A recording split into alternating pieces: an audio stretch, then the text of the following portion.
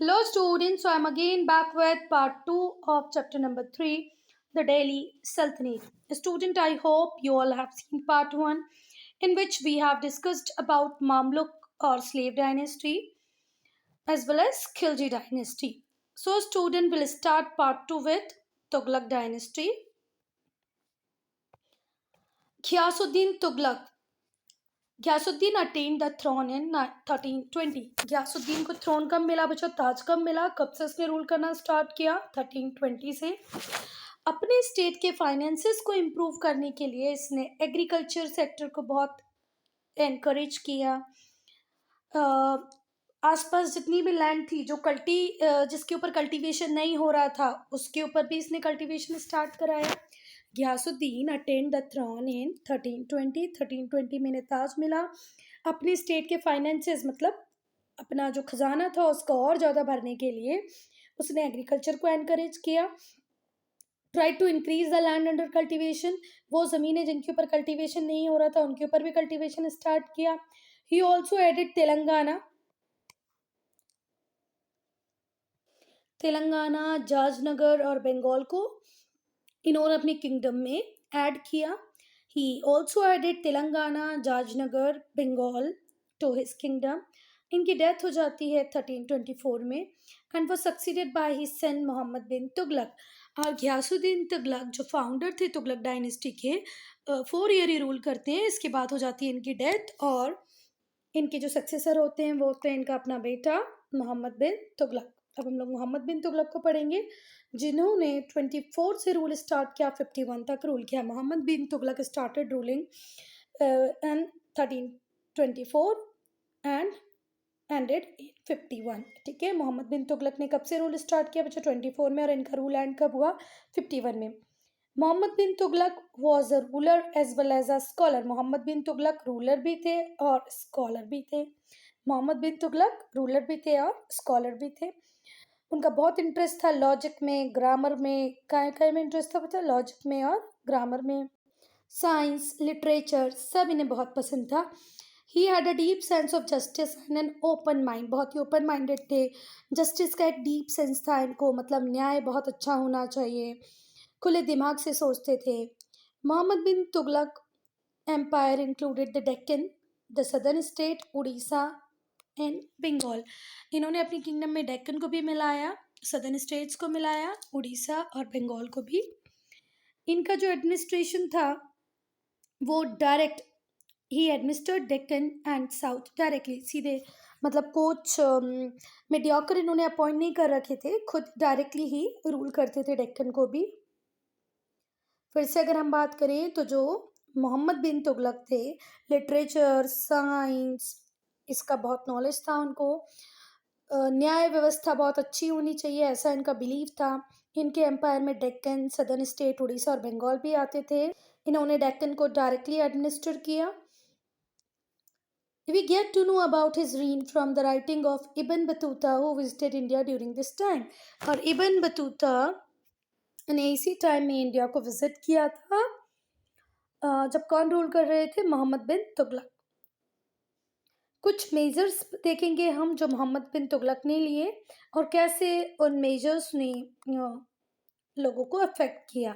ठीक है, मोहम्मद बिन तुगलक ने कुछ सुधार करने की कोशिश की थी अपनी किंगडम में, पर लोगों पे उसका क्या इफेक्ट हुआ है देखते हैं। उनको याद किया जाता है किसके लिए? Because he has taken a decision to shift the capital from Delhi to Devagiri. पहला डिसीजन जिसके लिए मोहम्मद बिन तुगलक का बहुत ज़्यादा क्रिटिसिज्म होता है, उसी के लिए उन्हें याद भी रखा जाता है, वो है कि उन्होंने अपनी कैपिटल को दिल्ली से देवगिरी शिफ्ट किया, विच ही रीनेम्ड दौलताबाद। दिल्ली से कैपिटल कहाँ लेके गए? पहले ये दिल्ली से रूल करते थे, फिर ये देवगिरी लेके गए और देवगिरी का नाम इन्होंने क्या रख दिया? दौलताबाद। ठीक है बात, तो दौलताबाद किसका ही नाम है? देवगिरी का ही नाम है। However, instead of just shifting the administration, he forced the entire population of Delhi to shift as well। अच्छा, इस डिसीजन को इतना मेमोरेबल, इतना कंट्रोवर्शियल या क्रिटिसिज्म में या याद रखने वाला क्यों कहा जाता है? क्योंकि इसने अब खुद शिफ्ट नहीं हुआ अकेले, अपने एडमिनिस्ट्रेशन को नहीं शिफ्ट किया, जबकि अब लोगों को भी फोर्स किया कि आप भी जाओ, दिल्ली शिफ्ट हो जाओ। Many people died due too difficult journey, और इतनी डिफ़िकल्ट जर्नी थी, गर्मी के टाइम में पूरा लोगों को लेके जा रहे थे, तो भाई आधे से ज़्यादा लोग उस जर्नी में ही मारे गए। And the capital too had to be shifted back two year later, और 2 साल बाद फिर से वो दौलताबाद से दिल्ली आ गए। दिल्ली से देवगिरी, देवगिरी का ही नाम क्या रखा बच्चा, दौलताबाद। तो जब ये वहाँ पहुँचे तो आधे से लोग तो पहले ही मर चुके थे, क्योंकि जर्नी बहुत टिपिकल थी, गर्मी का टाइम था। और अच्छा, वहाँ पर रखते तो भी समझ में आता, पर नहीं, इन्होंने 2 साल बाद फिर से दौलताबाद मतलब देवगिरी से कैपिटल कहाँ शिफ्ट कर ली, दिल्ली। एक और इनका एक्सपेरिमेंट था जो कि भी बहुत ज़्यादा कंट्रोवर्शियल था, ठीक है, जिसके ऊपर भी इनका बहुत क्रिटिसिज्म हुआ, वो था another experiment that Sultan introduce was that of token currency. किसका एक्सपेरिमेंट किया उन्होंने, टोकन करेंसी का। Token coins were made of copper and could be exchange with gold and silver coin. देखो कितना मतलब ये तो सच में मूर्खता भरा डिसीजन है कि इसने टोकन करेंसी का यूज़ किया। अब टोकन करेंसी बनती थी कॉपर से, और क्या कहा गया कि आप ये कॉपर के कॉइन को गोल्ड एंड सिल्वर से एक्सचेंज कर सकते हो। कहाँ से, ट्रेजरी से, ठीक है। तो लोगों ने फोर्जिंग स्टार्ट कर दी। फोर्जिंग मतलब कॉपर के जो कॉइन, जो सल्तनत उनके ऑथोराइज पर्सन बना रहे थे, उनको छोड़कर घरों घर कॉपर के कॉइन्स बनने लग गए, फोर्जिंग होने लग गई कॉपर कॉइन की। और फिर ये लोग क्या करते, कॉपर कॉइन को बनाते और फिर एक्सचेंज करा के ले आते ट्रेजरी से, खजाने से, ठीक हुई बात। तो ये जो टोकन करेंसी बनाई थी, इसको बहुत इजी था फोर्स करना, और कॉपर में बन रहा था तो सबके घरों में कॉपर था, सबने अपने घरों में कॉपर से टोकन करेंसी, टोकन बनाना स्टार्ट कर दिया, और फिर जाके ट्रेजरी से गोल्ड और सिल्वर में एक्सचेंज करना स्टार्ट कर दिया। बच्चा ये मौसलम है गयासुद्दीन तुगलक का, जो कहाँ पर है, तुगलकाबाद फोर्ट, न्यू दिल्ली में। और जब लोग भर भर के ट्रेजरी से कॉइन एक्सचेंज कराने लग गए तो इस सिस्टम को भी अबेंडन करना पड़ा, बंद करना पड़ा। Mohammad bin Tughlaq died in 1351। कब डेथ हुई मोहम्मद बिन तुगलक की, 1351 में। और इस टाइम तक इनका पूरा के पूरा एम्पायर कोलैप्स की ओर था, ख़त्म होने की ओर था। इनके रीन में बहुत सारे रिवोल्ट हुए डिफरेंट डिफरेंट एरियाज में। The seize of empire was so big, sorry हाँ, द साइज, सीज पढ़ा मैंने, the size of empire was so big, इतना बड़ा साइज हो गया था एम्पायर का कि उसको डायरेक्टली कंट्रोल करना बहुत मुश्किल हो पा रहा था। कम्युनिकेशन पुअर था। आज तो बच्चा मोबाइल से, नेट से, मेल के थ्रू हम लोग एक दूसरे से कांटेक्ट रख सकते हैं, but before the system was not available. जैसे ही एम्पायर बहुत बड़ा हो गया, इनके लिए बहुत मुश्किल हो गया उस एम्पायर को मैनेज करना। Though the Sultan had visionary outlook, he failed to ensure proper execution। अच्छा, मोहम्मद बिन तुगलक की बात करें तो दिमाग तो प्रॉपर चलता था इनका, पर यह है कि वो जो भी कुछ सोचते थे उसको प्रॉपरली एग्जीक्यूट नहीं कर पाते थे, या बोल सकते हैं कि जो आसपास जो लोग थे वो एग्जीक्यूशन में प्रॉपर हेल्प नहीं करते थे। He was succeeded by his cousin Firoz Shah Tughlaq. और इनको किसने सक्सीड किया, इनके कज़न ने, जिसका नाम था फिरोज शाह तुगलक। नाउ फिरोज शाह तुगलक कब रूल करना स्टार्ट किया, 1351। कब तक रूल किया, 1388 तक। अप्रॉक्सीमेटली 35 ईयर का इनका रूल रहा, किसका, फिरोज शाह तुगलक का। इनका मेन एम था कंसोलिडेट करना किंगडम को, किंगडम के लोगों को ये बताना भाई कि Firoz Shah is your ruler, he is ruling for you only, तुम्हारे लिए ही रूल कर रहा है, तुम लोगों को उनकी बातें माननी चाहिए। एक जैसा सब कुछ प्रोग्राम होगा, फेस्टिवल्स होंगे, मतलब कॉन्सोलाइडेशन का मतलब होता है एक साथ करना हर चीज़ को। तो फिरोज शाह का मेन एम था कि वो किंगडम को कंसोलिडेट कर पाए। सो स्टूडेंट, फिरोज शाह ने कंसोलिडेट किया अपने किंगडम को, अपनी स्थिति को और ज़्यादा मजबूत किया। फिर उसने मेजर्स लिए टू रिफॉर्म द एडमिनिस्ट्रेशन, कि एडमिनिस्ट्रेटिव सिस्टम को कैसे रिफॉर्म कर सकूँ, उसमें कैसे सुधार कर सकूँ।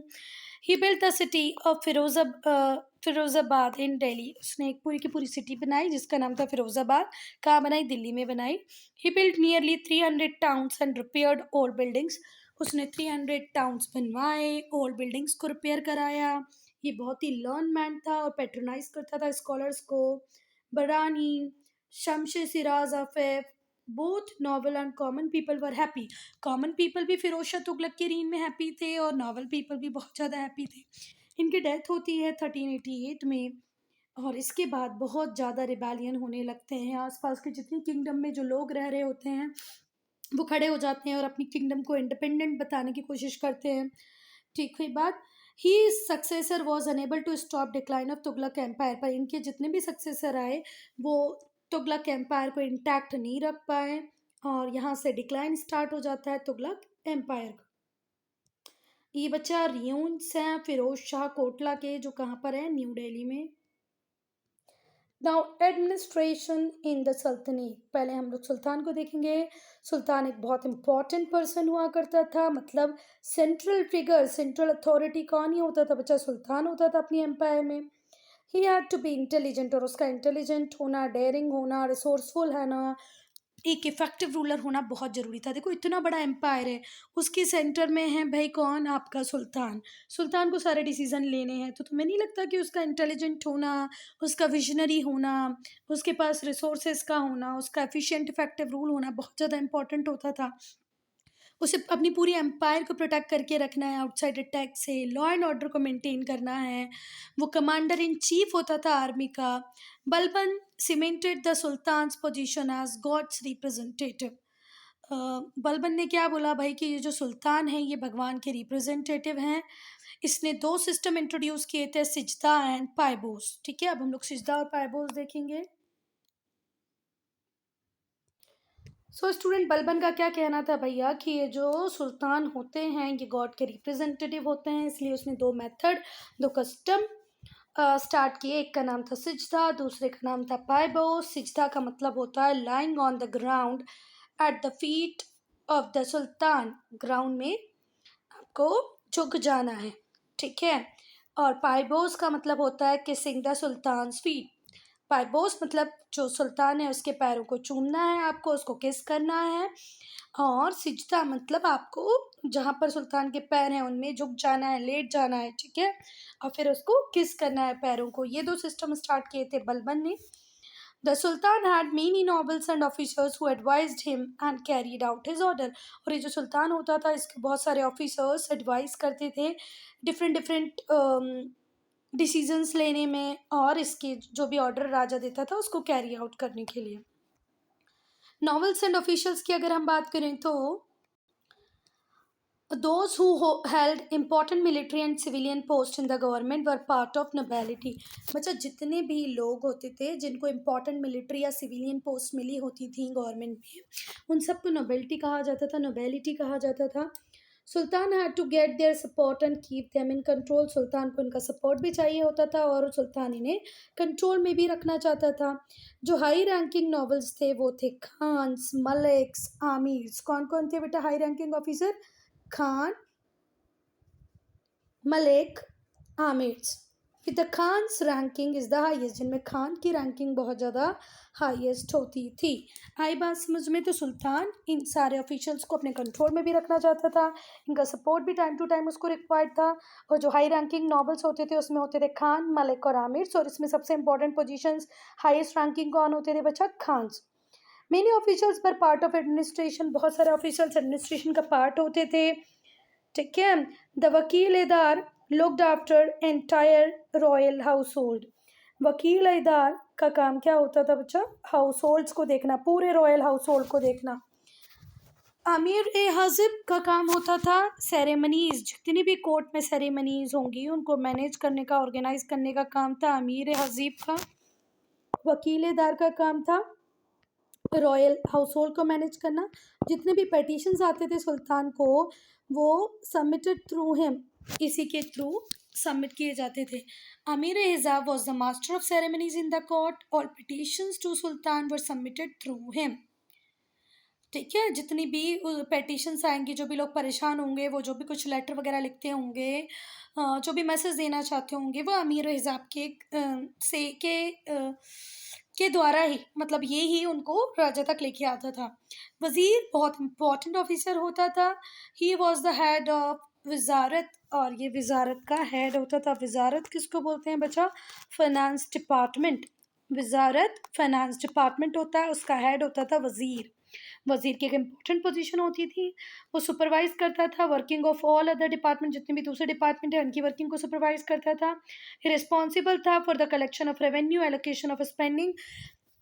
कलेक्शन रेवेन्यू कितना होगा, कैसे होगा, इसके लिए भी वज़ीर रिस्पॉन्सिबल होगा। उसके जितने भी रेवेन्यूज़ उसको मिले हैं उसको वो कहाँ एलोकेट करेगा, क्या कौन-कौन सी स्पेंडिंग में कैसे सैलरीज़ मिलेंगी, मतलब डिस्ट्रीब्यूशन ऑफ सैलरी भी वज़ीर के हाथ में होता था। लैंड का अलॉटमेंट भी वज़ीर के हाथ में होता था। कौन-सा खर्चा ज़रूरी है, कौन-सा नहीं है, ये भी वज़ीर ही डिसाइड करता था।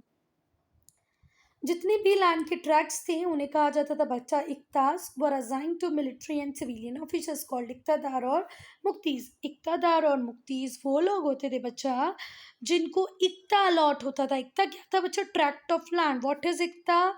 Tracts of land. वो ट्रैक्ट्स ऑफ लैंड जो सिविलियन और मिलिट्री ऑफिसर को मिलता था, सिविलियन और मिलिट्री ऑफिसर मतलब इक्तादार और मुक्तीज को जो लैंड का ट्रैक्ट मिलता था उसे हम इक्ता बोलते थे। ये जो मिलिट्री ऑफिसर्स से सिविलियन ऑफिसर होते थे ये टैक्सेस को कलेक्ट करते थे इस लैंड पे और फिर अपने ट्रूप्स को मेंटेन करते थे। Part of tax was paid to sultan और सुल्तान को कुछ पार्ट टैक्स का मिल जाता था। मतलब ये जो मुफ्ती इक़्तिदार टैक्स कलेक्ट करेंगे इसमें से कुछ टैक्स से ये अपनी आर्मी को मेंटेन करेंगे, अपने एक्सपेंसेस करेंगे और जो बचा हुआ पार्ट होगा वो किसको दे देते थे बच्चा? सुल्तान को। अब हम लोग पढ़ेंगे बच्चा army. The Sultan could remains powerful as long as he had a strong army by his side. एक सुल्तान की पावर काय में होती है बच्चा? उसकी आर्मी में होती है। तो एक सुल्तान जब तक पावरफुल रहेगा जब तक उसके पास पावरफुल आर्मी रहेगी। The army consisted of infantry और फुट सोल्जर। आर्मी में इन्फेंट्री होती थी। इन्फेंट्री किसको बोलते हैं बच्चा? फुट सोल्जर्स को बोलते हैं। द कैवेलरी और soldier who fought on horse back. Cavalry बोले तो जो घुड़सवार होते थे, है ना, वो कैवेलरी, घुड़सवार cavalry. Infant foot soldiers, elephant, archer, sappers, ये लोग भी आर्मी में होते थे। The ariz e mumalik, the ariz e mumalik looked after the military affair of the kingdom. और किंगडम के मिलिट्री अफेयर्स के को देखने की रिस्पॉन्सिबिलिटी थी अरिज ए मुमालिक की। अलाउद्दीन खिलजी ने ऑर्डर दिया था कि भाई जो भी सोल्जर्स हमारे हैं उनका पूरा डिस्क्रिप्शन हमारे पास होना चाहिए। Alauddin Khilji had ordered full description of soldiers' चेहरा to be maintained to control the quality of troops. Troops की क्वालिटी को मेंटेन करने के लिए उसने जो जितने भी आदमी एनरोल होते थे आर्मी के लिए उन सबका चेहरा मतलब पूरा डिस्क्रिप्शन वो रखता था जिससे कि क्वालिटी मेंटेन रहे ट्रूप्स की। वो ब्रांडिंग भी करता था हॉर्स की, उनको दाग देता था मतलब आग से किसी लोहे की चीज़ को गर्म करके उनकी पीठों पे लगा देता था, मतलब एक सील की तरह कि भैया ये हॉर्सेज ये हमारे हैं, ब्रांडेड हैं।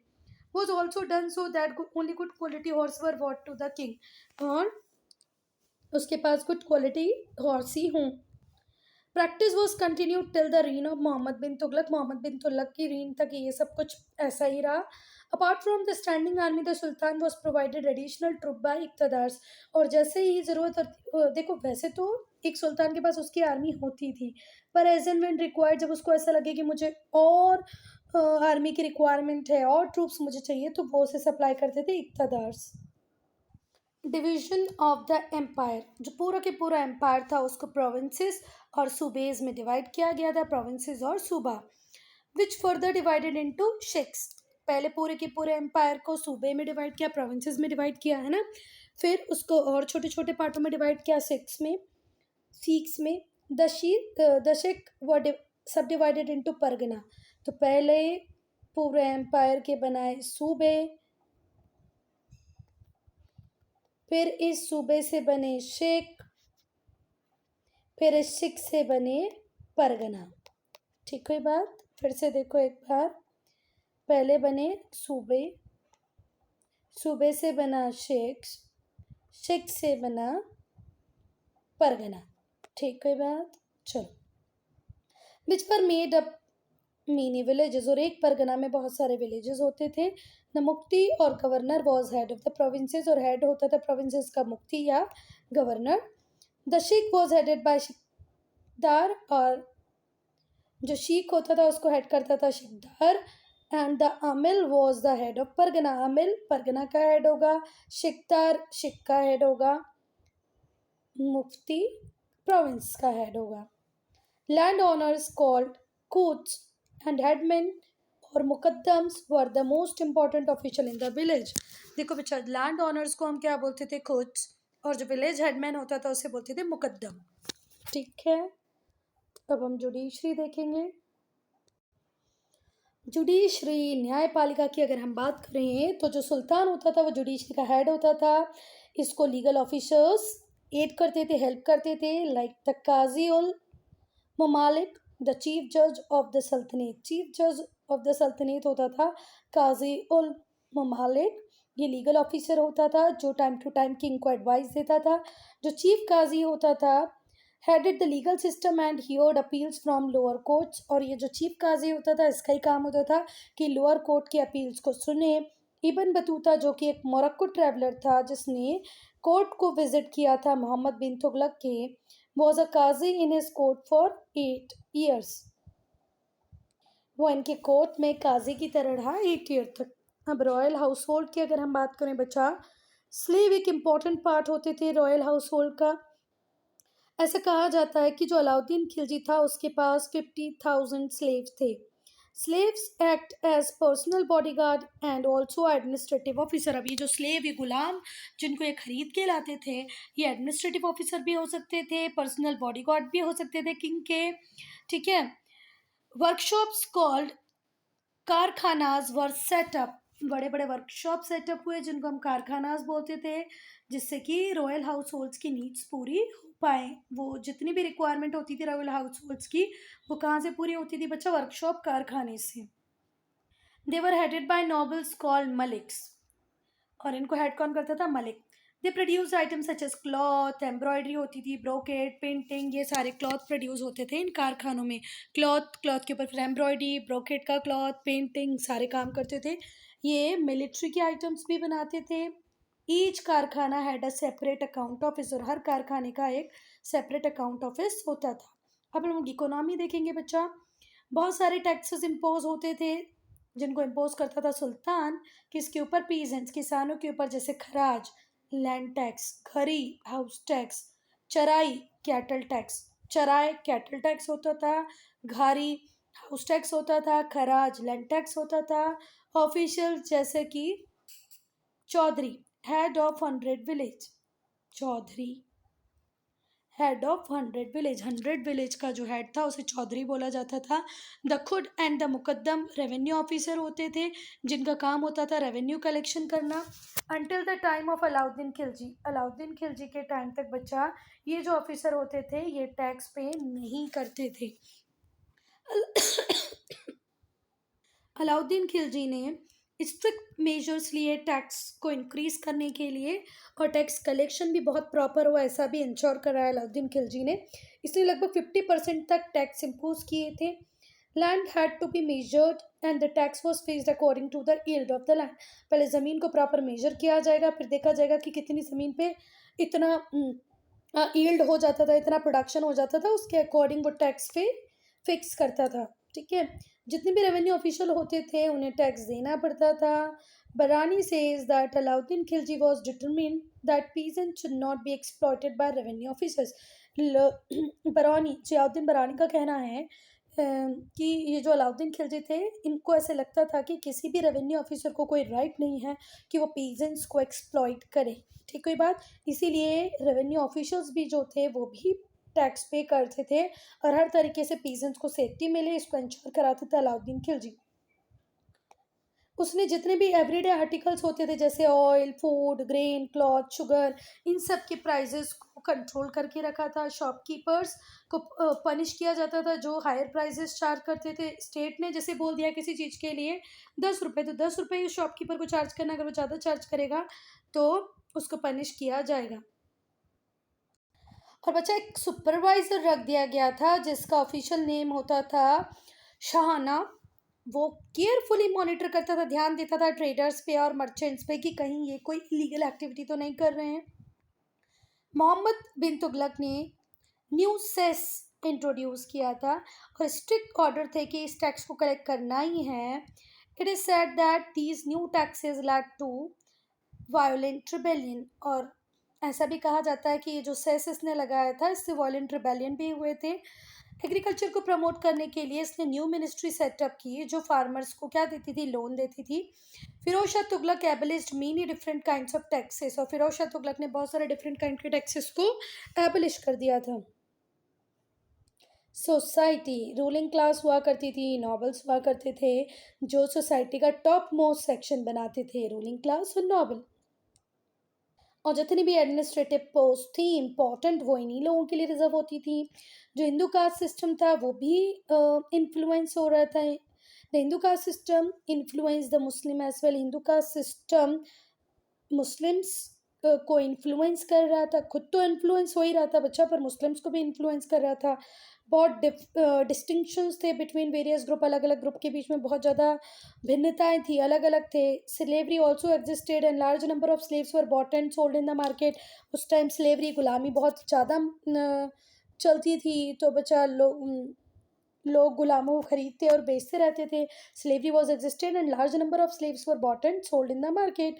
अब सोचो, इंसानों को भी खरीदते थे और बेचते थे। ये जो स्लेव्स होते थे जो रॉयल हाउस होल्ड्स के लिए आते थे, इन्हें एजुकेशन भी दी जाती थी, और आर्ट एजुकेशन, मतलब best in education and art.